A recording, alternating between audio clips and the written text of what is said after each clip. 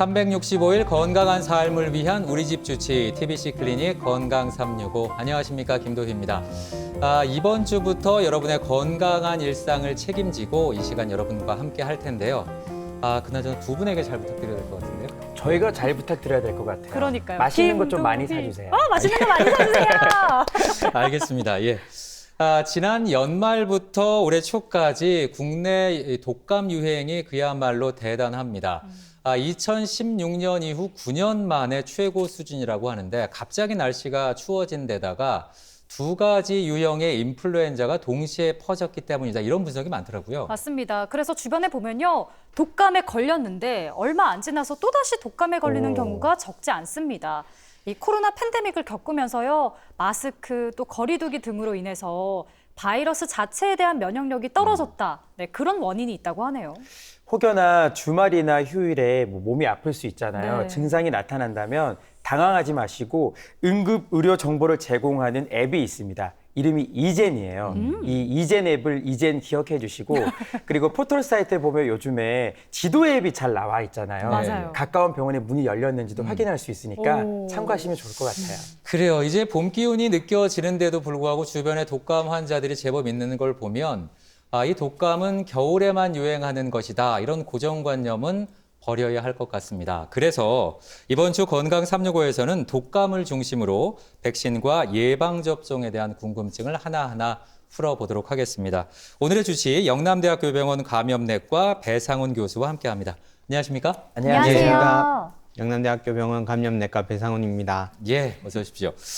자, 요즘 지구가 이상해요, 지구가 아파요 이런 얘기를 참 많이 듣고 또 하게 되는데 엄청 더웠다가 갑자기 추워지기도 하고 우리나라만 그런 게 아니라 전 세계적으로 이상 기후를 보이다 보니까 우리 몸도 적응하기 힘들고 또 면역 체계도 떨어지고 스트레스를 받고 뭐 이래서 이런 것들이 많이 생기는 건가요? 네, 아무래도 봄, 가을은 선선하고 날씨가 좋아서 야외 활동도 하지만 일교차도 심해지고 또 건조하기 때문에 이 몸이 적응하는 그런 기간이 필요하게 됩니다. 네. 그리고 또 일교차 커지고 또 추워지는 것 때문에 독감이 유행하게 되는 것 같습니다. 또 독감 같은 경우에 요즘은 봄까지도 유행하는 경향이 있어서 잘 대비하셔야 되겠습니다. 세계보건기구는 1952년부터 유행 상황을 살피고 대응 체계를 갖춰서 필요한 조치를 회원국가가 협의하고 돕고 있습니다. 네. 이런 말씀 드려서 좀 죄송한데 제가 한 해 한 해가 좀 다르거든요, 교수님. 벌써요? 벌써요. 예. 네, 죄송합니다. 근데 진짜 면역력도 뭐 떨어지는 것 같고 네. 근육량도 뭐 더 줄어드는 것 같고 오. 그래서 제가 요즘 뼈저리게 느끼는 게 어떤 거냐면 예. 나이에 따라서 이 독감이 좀 달려오는 것 같거든요. 맞습니다. 어떻습니까? 네. 진짜요? 나이에 따라서 독감의 심한 정도가 조금 차이를 보이고 있습니다. 특히 신생아나 영유아기 그리고 65세 이상의 연령에서 국가적으로 정책적으로 독감 예방접종을 권장하고 지원하는 것도 그러한 이유에 있겠습니다. 또 나이가 많을수록 심한 독감을 앓게 되고 사망률도 더 높아지기 때문에 더 조심하셔야 되겠습니다. 또한 임신하신 분의 경우 많은 질문을 받는데 임신 주수에 상관없이 예방접종이 가능하고 독감을 방어할 수 있는 항체가 태아로 전달되고 또 출산 후에는 그 아기가 전달받은 항체를 통해서 일정 기간 독감으로부터 보호받을 수 있습니다. 네, 앞서 말씀하신 내용 가운데 세계보건기구 WHO가 유행을 예측해서 미리 예방접종을 준비한다 이렇게 말씀을 하셨는데 어떤 걸 예측하고 준비한다는 얘기인가요? 아주 좋은 질문이십니다. 오. 인플루엔자 A형 바이러스에는 항원으로 작용하는 크게 두 가지 계열의 성분이 표면에 있습니다.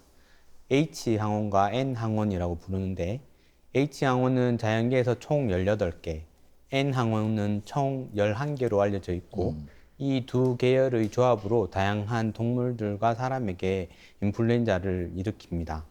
지난 2024년 10월부터 접종을 시작한 예방접종에는 A형에 대한 두 가지, B형에 대한 두 가지를 예측해서 인플루엔자 사과 예방접종을 만드는 것입니다.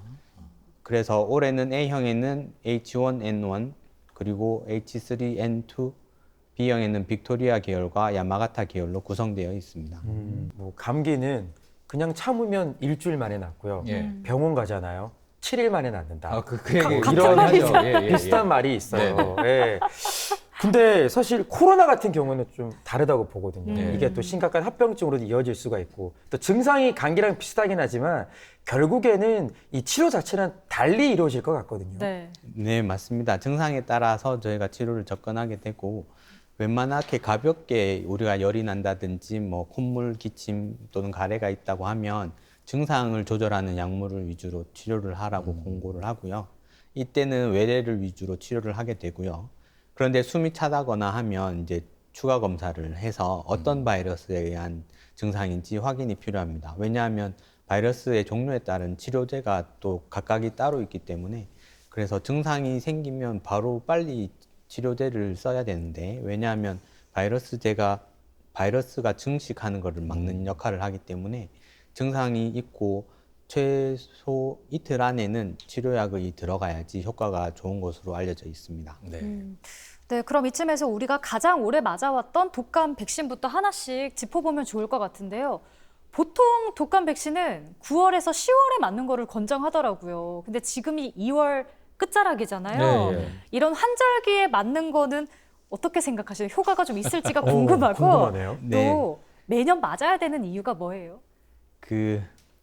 말씀드린 대로 독감 예방접종의 생산이 WHO에서 지정해주는 그 종류의 바이러스로 한 해에 생산을 하고 끝나버립니다. 왜냐하면 네. 그 다음에는 또 다른 종류들이 유행할 것이기 때문에 그래서 어떻게 보면 생산해서 물량이 여유로운 10월, 12월 이때가 조금 더 맞기가 수월하실 거고 예. 2월이나 시간이 지나면 지날수록 이런 재고 상황을 조금 고려를 해야 되는 상황이 생길 수 있습니다. 네. 예. 그래서 요즘에는 또 이 유행이 길어져 가지고 네. 뭐 4월이나 5월까지도 유행이 길어지는 경우를 생각하면 지금도 예방접종을 하시는 게 오히려 더 나을 수 있겠습니다. 오. 매년 의료인들도 독감 접종이 권장되고 있어서 왜냐하면 환자한테 옮거나 또는 다른 환자한테 옮길 수 있으니까 그래서 의료인들도 매년 10월 말 11월 초에 일괄로 접종을 시행하고 있습니다. 또 북반구에 계시는 분들은 이 겨울의 유행 상황이 이제 겨울이 우리는 보통 10월, 11월, 12월 이렇게 되는데 네. 남반구는 반대로 북반구와 다르게 우리가 여름일 때 남반구가 겨울이거든요. 네. 그래서 그쪽으로 여행을 가시거나 출장을 가셔야 한다면 그쪽 상황에 맞게 또 예방접종 일정을 맞추셔야 되겠습니다. 예, 알겠습니다. 올해 독감 유행이 9년 만에 최고 수준이었다 이렇게 말씀을 드렸는데 그러다 보니까 제 주위에도 독감 환자들이 정말 많았거든요. 근데 한결같이 하는 얘기가 나 예방주사 맞았는데 왜 걸린 거야 이렇게 말씀하시는 분 맞아요. 많이 계시거든요.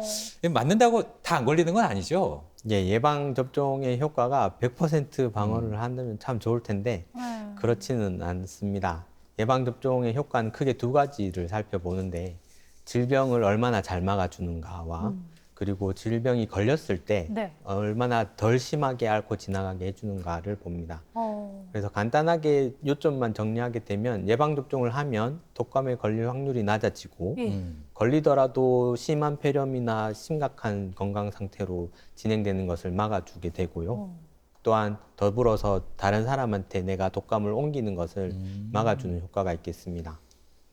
그리고 취약한 연령대에 있으신 분들이나 뭐 투석을 하신다든지 항암 치료를 받으셔야 되는 이런 만성 질환자 분들과 또 그분들의 가족들도 예방 접종을 하시는 것이 좋겠습니다.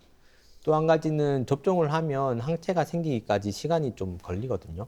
그래서 그 항체가 생기기 전에 바이러스가 몸에 들어와서 걸렸을 수도 있습니다. 그리고 말씀드린 대로 유행이 길어지는 상황에서는 4월, 5월 이렇게 길어지면 이제 항체가 시간이 지나가면 지나갈수록 이제 수치가 조금씩 낮아지기 때문에 네. 이제 그 끝자락에 나는 또 걸렸다 이런 분들도 계시는 것 같습니다. 항체가 생기는 기간이 있다는 사실을 모르는 분들도 많으실 것 같으니까. 맞으면 바로 효과 있어 이렇게 생각할 수 맞아요. 있으니까. 그런 건 아니네요. 그죠? 어느 정도 일정 기간을 두고 그러면 맞으셔야 될 것 같은데. 뭐 앞에서도 그런 말씀 하셨지만. 네, 예방접종을 맞고 보통 네. 2주 정도가 지나야 항체가 생긴다고 알려져 있습니다. 그렇기 때문에 가족들이 혹시 취약하다든지 또는 내 본인이 취약하다고 생각되시면 예방접종을 반드시 맞는 것이 중요하겠습니다. 네. 정책적으로는 예산이나 효과 측면에서 범위가 결정되는 부분이 있어서 특정 연령대나 이런 분들에게만 국가 예방접종이 지원되는 부분이 어떻게 보면 다행스럽다고 생각됩니다. 만약 정 예방접종을 할 수 없는 여건이라고 하신다면 마스크 착용이나 손위생을 철저히 하시는 것이 다른 사람들에게 전파를 하지 않고 본인도 본인을 지킬 수 있는 그런 수단이 되겠습니다. 네. 근데 이 독감 백신도요. 저는 그냥 독감 백신 맞겠습니다 하면 되는 줄 알았는데 종류가 또 나뉘더라고요. 네. 뭐 3가, 4가 뭐 숫자가 더 높은 게 좋은 건지 아니면 낮을수록 뭐 1등급 이런 게 더 좋은 건지 비싸면 좋은 건지. 아, 비싸면 좋은 건지. 교수님, 어떤 거를 골라야 될까요? 높고 비싼 게 좋은 거 아닙니까? 인플루엔자 A형이 전파력이 강해서 또 이제 전 세계적인 유행을 주도하는 그 타입이거든요. 그래서 A형은 상가 백신이든 사가 백신이든 똑같이 두 가지가 다 포함되어 있어서 네. 별 차이는 없을 것 같습니다. 이제 B형은 이제 상대적으로 비중은 낮은데 유행을 할 수는 있는 종류가 들어가기 때문에 그리고 간혹 가시다가 한겨울철에 독감을 두세 번 앓는 분들이 계세요. 제 주위에 있었어요. 네, 그래서 세상에. B형을 앓고 그 다음에 A형을 앓으시는 진짜 거예요. 아니면, 억울하거든요. 네, 이거는. 반대로 A형을 앓았다가 B형을 앓다든지. 아이고. 그래서 그런 경우는 참 마음이 아파서 예방접종을 잘 받으시면 그런 경우가 아무래도 적어질 것 같습니다. 예. 특히 인플루엔자 자체의 심각성뿐만 아니라 인플루엔자 후에 오는 세균성 폐렴도 네. 몸에 심각한 영향을 줄 수 있습니다. 예. 우리가 3가, 4가라고 얘기하는 게 막을 수 있는 바이러스를 대비하는 그 종류를 얘기하는 거군요, 결국은. 네, 예, 맞습니다. 알겠습니다. 네, 조금 전에 말씀 중에 이 인플루엔자 후에 오는 세균성 폐렴을 말씀을 하셨는데 인플루엔자는 바이러스고 세균성 폐렴이면 세균 때문에 생기는 건데 이게 같이 올 수 있나 이런 생각도 드는데 어떤 건가요? 네, 입원해야 될 정도로 심한 인플루엔자로 오시는 분들은 보통 폐렴을 같이 가지고 입원하시게 됩니다. 이제 점막이 바이러스에 의해서 망가진 상태에서 회복이 덜 돼 있는데 이제 병균이 침범해서 세균성 폐렴이 같이 동반되는 경우라고 생각됩니다. 이런 경우는 중환자실이나 인공호흡기 치료가 필요할 수 있는 분들이기 때문에 꼭 바이러스 치료를 위한 바이러스 치료제뿐만 아니라 항생제도 같이 투약하게 됩니다. 건강을 위해서 우리 어르신들이나 특히나 기저질환이 있는 분들은 예방접종 정말 잘 챙기시면 좋겠어요. 네. 그나마 다행인 건 그래도 우리나라도 어르신들의 제가 접종률을 봤더니 네. 80% 이상이 되더라고요. 우와. 꽤 높은데 네. 근데 예방 효과는 아무래도 좀 나이가 있으시다 보니까 다른 연령대보다 낮아서 그냥 백신을 이렇게 맞는 게 아니라 면역 증강제가 포함된 백신을 맞는 게 좋다. 저 이런 얘기도 들어봤거든요. 오. 네, 맞습니다. 실제로 예방접종을 통한 질병 예방 효과가 높지는 않은 편이고 이게 나이가 드신 분들일수록 더 낮아지는 경향을 보입니다. 또 특히 뭐 이식을 하신 분들은 면역 억제제 같은 약을 드시기 때문에 예방 효과에 대한 효과가 예방 접종에 대한 효과가 아무래도 낮을 수밖에 없습니다. 그래서 이런 경우에는 면역 증강제가 포함된 백신을 맞거나 아니면 항체의 농도가 더 높은 그런 고용량 백신을 맞는 것이 효과가 있다는 연구가 있고요. 이러한 것들이 우리나라에도 이제 들어오고 있기 때문에 맞으실 수 있겠습니다. 단지 이제 본인 부담이 조금 더 높아지게 됩니다. 네. 근데 아까 백신을 매년 맞는 것을 권장한다 얘기를 하셨는데 만약에 백신을 맞았는데 알레르기 반응이 생겼어요. 그럼 다시는 그 해당 백신을 맞지 못하는 건가요? 그리고 또 제가 듣기로는 계란 알레르기가 있으면 백신 맞으면 안 된다. 뭐 이런 말이 있더라고요. 네, 맞습니다. 그 예방접종 이후에 생기는 알레르기의 반응의 심한 정도에 따라서는 앞으로 알레르기의 반응 정도가 심한 분들은 그 예방접종은 피하시는 게 맞게 되는데요. 네. 특히 이제 독감 예방접종은 전통적으로 계란의 성분을 활용해서 계란에서 바이러스를 키워서 만들기 때문에 네. 이제 계란 알레르기가 심하게 있으신 분들은 이 예방접종을 맞고 알레르기 반응이 심각하게 올 수 있습니다. 그래서 그런 분들은 못 맞게 했다가 요즘에는 이제 그 바이러스를 키우는 방법이 계란을 활용하지 않고 동물 세포를 이용해서 하는 방법이 있기 때문에 그런 분들은 예방접종을 할 수 있는 시대가 되었습니다. 네, 지금 백신 얘기를 하고 있는데 보통 백신 개발 기간을 보면 임상이 있기 때문에 뭐 짧으면 3년, 길게 10년 이상 걸리기도 한다. 제가 그렇게 들었는데 요번에 코로나19 때는 정말 빨리 나왔거든요. 그만큼 이제 의료 기술, 뭐 과학 기술이 발전을 해서 그런 건가요? 네, 맞습니다. 코로나19의 경우에 예방접종이 개발 기간이 6개월, 생산도 거의 9달 안에 되는 아주 빠른 속도로 되었는데 이게 mRNA라는 것이 그 변화무쌍한 바이러스에 따라서 우리가 대응할 수 있는 그런 체계가 갖춰져 있기 때문에 그렇습니다. 예를 들면 변화가 느린 바이러스라면 조금 더 개발 기간이 길어도 그 변이를 따라갈 수 있거든요. 근데 이 코로나 바이러스라든지 또는 인플루엔자 바이러스의 경우는 변이가 아주 변화무쌍하게 이렇게 이루어지기 때문에 그 백신을 그때그때 잡는 것이 힘들 거라고 예측했다가 mRNA 백신 기술이 생기고 나서는 이게 마치 이제 우리 편지 보낼 때 그 봉투에다가 편지 내용만 바꿔서 보내면 규격대로 딱 배달이 되는 것처럼 네네. 이 백신 mRNA 기술을 활용하면 거기에 있는 그 유전 정보만 바꿔 넣으면 되기 때문에 빠른 대응이 가능하게 되었습니다. 아, 정말 다행이네요. 왜냐하면 코로나 때 생각해 보면 정말 힘들었던 부분 중에 하나가 이 바이러스 나쁜 친구들이 계속 변이가 맞아요. 되니까. 계속 그 변이 얘기가 맞아요. 나왔었어요. 그래서 걱정을 많이 하신 게 제 주변에도요, 교수님. 그러면 매년마다 변이가 되니까 매해마다 코로나 다시 예방 이 백신을 맞아야 되나? 이렇게 고민하시는 분들이 많았어요. 네, 약간 저희 감염내과 의사들도 고민하는 부분이 되겠습니다. 코로나19의 경우에는 변이가 많아져 있고 유행 예측이 어려워져 있습니다. 인플루엔자 같은 경우는 겨울에만 유행하고 그다음에 남반구, 북반구 순으로 이렇게 유행이 이어지기 때문에 그 앞에 계절에서 남반구의 유행을 보면 북반구의 겨울에 어떤 것이 유행할지 예측이 되는데 코로나19의 경우에는 그런 경향이 전혀 없기 때문에 지역별로나 또는 그 남반구, 북반구별로 유행 상황에 따라서 유행하는 변이가 무엇일지 예측하기가 아주 어렵습니다. 그리고 코로나19의 경우에는 예방 접종에 대한 어떤 강조가 조금 낮아질 수밖에 없는 것이 초기보다는 사망률도 많이 낮아져 있기 때문에 그리고 치료제도 많이 잘 공급돼 있어서 꼭 필요한 어떤 만성질환자라든지 고령층의 경우에만 코로나19에 대한 예방접종을 조금 더 강조하는 편이 되었습니다. 네. 이 대구를 기준으로 작년 말부터 지난 1월 중순까지 호흡기 감염을 일으키는 바이러스 중에 인플루엔자가 가장 많았고요. 근데 또 처음 들어본 바이러스들도 비중이 좀 높아졌더라고요. 뭐 이름도 모르겠습니다. 메타뉴모 머시기 이런 바이러스인데 모시기 오랜만에 오늘 들어보네요. 얘기 나온 김에 머시기. 예, 예. 어떤 바이러스들인지 설명을 한번 해주시죠. 예, 모두 이제 호흡기 바이러스라고 저희가 표현하고요. 이제 기침하는 경우에 비말을 통해서 전파된다고 알려져 있습니다. 그 바이러스들의 흔한 두 가지 이름이 호흡기 융합세포 바이러스. 네. 저도 발음이 익숙하지 너무 않은데, 기네요. 네.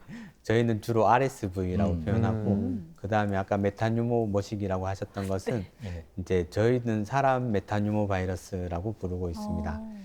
이 두 가지 바이러스들도 인플루엔자보다는 이제 중요성이 조금 낮아져 있던 바이러스였는데 요즘은 바이러스에 대한 검사 기법도 굉장히 잘 발달돼 있고 보급도 많이 되어 있어서 검사하면 이제 찾을 수 있는 시대가 되었기 때문에 이런 바이러스에 대한 감염이 어느 정도인지 확인하게 되었습니다. 특히 호흡기 융합세포 바이러스 같은 경우에 특정 인플루엔자 바이러스보다는 고령층에 있어서 어떤 사망률이나 그 심각한 병을 일으키는 정도가 비슷하거나 더 심한 경우도 있어서 예방접종도 이제는 개발되어 있는 상황입니다. 그래서 점점점 바이러스에 대한 관심이 높아지고 진단기술이 많아지면 또 새로운 바이러스를 계속 들어야 되는 그런 시대가 된 것 같습니다. 아이고, 그렇군요. 알겠습니다.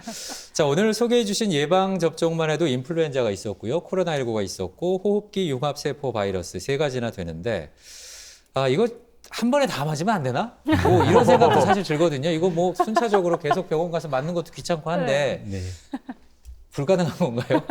여러 가지 예방접종을 빠르게 한 번에 해야 될 경우에는 네. 하루에 다 맞는 경우도 있습니다. 있어요? 네, 있어요? 그래서 예. 이제 그 접종하는 부위만 조금 다르게 해서 음. 접종하는 것은 괜찮다고 되어 있고 네. 오히려 뭐 오늘 이거 맞고 며칠 지나서 다른 거 맞고 이렇게는 하지 말라고 권장하고 있습니다. 그래요? 그래서 여러 개를 한꺼번에 계획하고 계신다면 네. 하루 만에 딱 계획을 해서 맞고 그 다음에 혹시 또 다른 것을 맞아야 된다면 최소한 2주 또는 종류에 따라서는 4주 정도의 간격을 두라고 권장합니다. 근데 건강한 사람들은 그렇다 치는데 기저질환이 있는 분들은 어떤가요? 기저질환이 있는 분들도 마찬가지입니다. 그래요? 접종하는 원칙은 똑같고요. 그리고 나라에서는 65세 이상인 분들을 위해서 폐렴구균 예방접종도 시행하고 있기 때문에 겨울에 이런 것들을 미리 대비해서 잘 맞으시면 예방 효과가 더 높아지겠습니다. 예. 그렇군요. 방금 말씀해 주신 이 예방접종 후에 또 저희가 생활관리 측면에서 좀 주의해야 될 사항이 있다면 어떤 게 있을까요? 네, 예방접종은 대부분이 근육 주사입니다. 그래서 근육 안에 주사 바늘이 들어가는데 그 지나가는 동안에 이제 통증이 있고 얼얼함을 느끼게 됩니다. 그 바늘이 이제 근육을 뚫고 안에 주사 성분을 넣었으니까 거기가 이제 얼얼해지는 거죠. 그것은 한 2, 3일 지나면 좋아진다고 알려져 있고요. 그 다음에 바이러스가 면역 반응을 이제 예방접종이 면역 반응을 유도하는 것이기 때문에 면역 반응을 발생시키면서 일종의 열감이나 오한이 약간 있을 수 있습니다. 이러한 것들은 길어봐야 일주일 정도면 저절로 사라지게 되어 있고요. 접종 당일은 뭐 심한 운동이나 샤워를 조금 피하는 것이 권장되고 있습니다.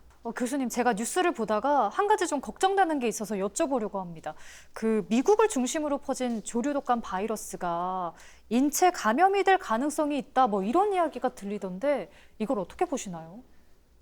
조류 독감으로 H5N1 유행이 있습니다. 네. 네, 그 우리나라도 한 번씩 그 가금류나 이제 가축을 키우는 그런 그 지역에서 조류 독감의 감염 사례가 빈번하게 뉴스에 나오고 있고 네. 사람 사례는 우리나라에서는 아직 없는 것으로 알고 있는데 작년 2024년에만 미국에서 한 40명 넘는 사람들이 걸렸었습니다. 예. 그리고 이것은 치명률이 50%가 가까이 된다고 하기 때문에 이 H5N1 바이러스가 지금은 동물만 감염돼서 동물을 가까이에 일하는 분들이 이제 접촉을 통해서 옮겨지게 되는 것이거든요. 그런데 사람과 사람 사이에 이제 옮겨지는 능력을 바이러스가 획득하게 되면 그때는 정말 큰 그 전염병 유행이 발생할 거라고 예측하고 있습니다.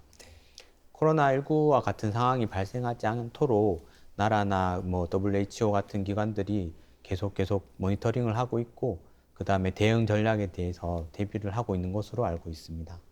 교수님, 제 주변에 보면 건강에 유독 자신감을 드러내는 분들이 있어요. 나는 평생 독감은 걸리지 않아. 그래서 나는 예방접종도 필요 없어. 안 해도 돼. 제가 볼 때는 그래도 자신감이 좀 과잉이지 않을까. 어떻습니까? 매년 의료인들이 접종을 하는 것처럼 본인이 아는 다른 사람을 위한 예방접종의 효과를 조금 강조드리고 싶습니다.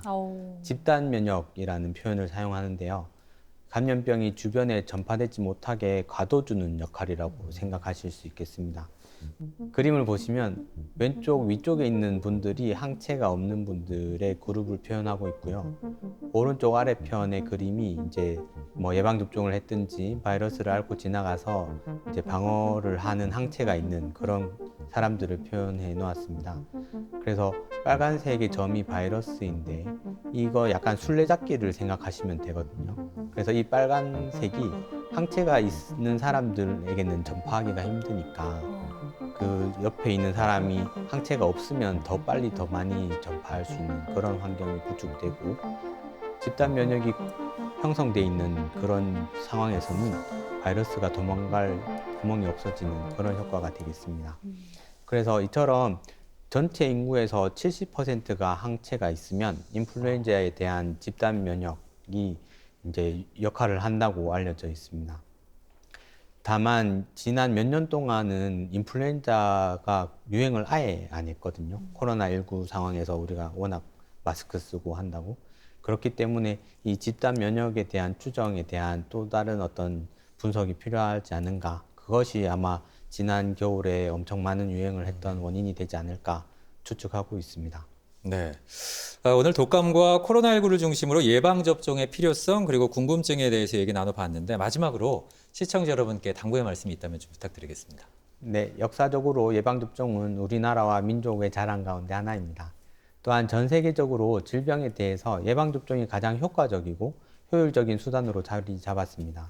왜냐하면 질병에 걸리고 아픈 것을 그리고 병원에 입원하는 것을 피할 수 있기 때문입니다. 그렇게 앞으로도 여러 감염병, 전염병에 대해서 예방접종이 더 발전하고 개발될 것입니다. 특히 독감과 같은 호흡기 바이러스는 전파가 빠르고 병의 진행도 빨라서 더욱 당부드리고 싶습니다. 예방접종과 손위생, 사람이 많은 곳에서의 마스크 착용이 우리를 보호하는 수단이 되겠습니다. 네, 알겠습니다. 후회하면 늦습니다. 미리미리 예방접종 하셔서 그때 맞을 걸 이런 후회가 남지 않도록 하시고 그리고 예방접종은 나의 건강뿐만이 아니고 나의 가족 그리고 내가 사랑하는 사람들을 위한 일이라는 거 기억했으면 좋겠습니다. 지금까지 영남대학교 병원 감염내과 배상훈 교수와 함께했습니다. 오늘 고맙습니다. 고맙습니다. 고맙습니다.